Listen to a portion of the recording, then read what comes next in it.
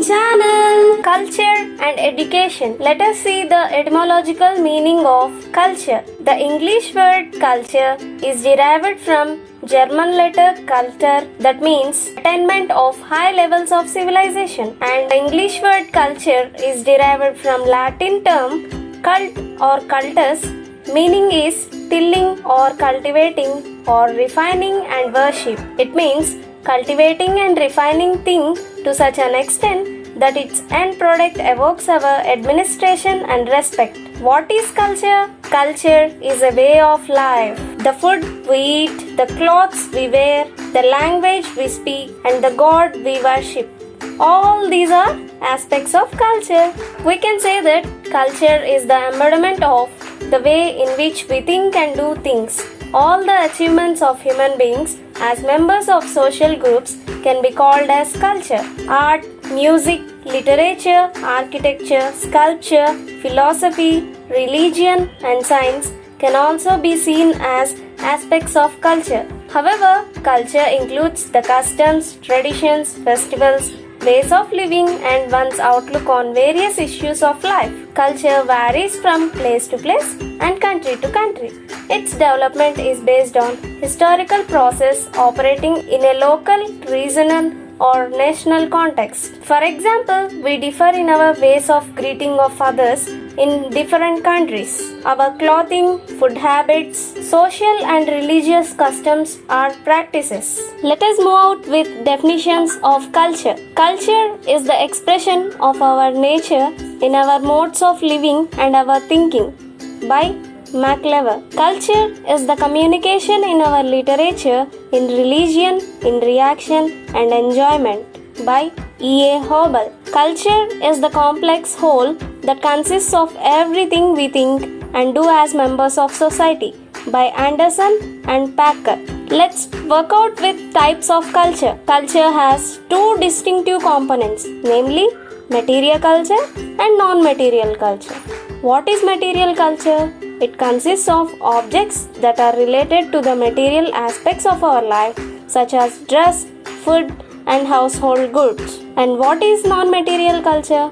It refers to ideas, ideals, thoughts, and beliefs. So by this, you can differentiate both material culture and non-material culture. Now let us know what is the importance of culture. Culture is the center of a society, and without culture, no society can even exist. It is the difference between human beings and the animals. It is a heritage transmitted from one generation to another generation. Culture is closely linked with life. It is not an add-on, an ornament that we use as human beings. It is not merely a touch of color. Without culture, there would be no humans. Culture is made up of traditions, beliefs, and ways of life, from the most spiritual to the most material. It gives us meaning, a way of leading our lives. Human beings are the creators of culture, and at the same time, culture is what makes us human. The three eternal and universal values of truth, beauty, and goodness are closely linked with culture. It is culture that brings us closer to truth through philosophy and religion. It brings beauty in our lives through the arts and makes us aesthetic beings. And it is culture that makes us ethical beings by bringing us closer to other human beings and teaching us the values of love, tolerance, and peace. Let us observe the relationship between culture and education.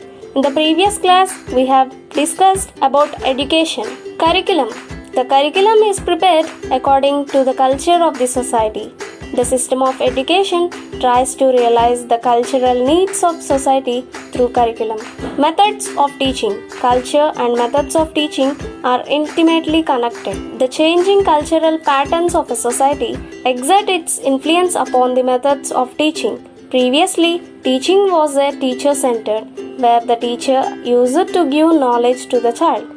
But now, it has become student-centered. The teacher considers the needs, interests, aptitudes, attitude, inclinations, behavior, etc. before teaching. Discipline. Cultural values influence the concept of discipline. The present cultural patterns of thinking and living are directly linked to our concept of discipline. Textbooks. Curriculum is contained in the textbooks. Textbooks are written according to the formulated or determined curriculum. Only those textbooks are welcomed which foster and promote cultural values and ideals. Teacher. Every individual teacher is imbibed with the cultural values and ideals of the society. They infuse higher ideals and moral values in children. Schools. A school is a miniature of a society. The total activities and programs of a school are according to the cultural ideals and values of the society which establish and organize the school. Hence, school is the center of promoting, molding, reforming, and developing the cultural patterns of the society. Please don't forget to like, share, subscribe, and comment. Thank you. I am signing off. Stay tuned to Innovate Teaching channel.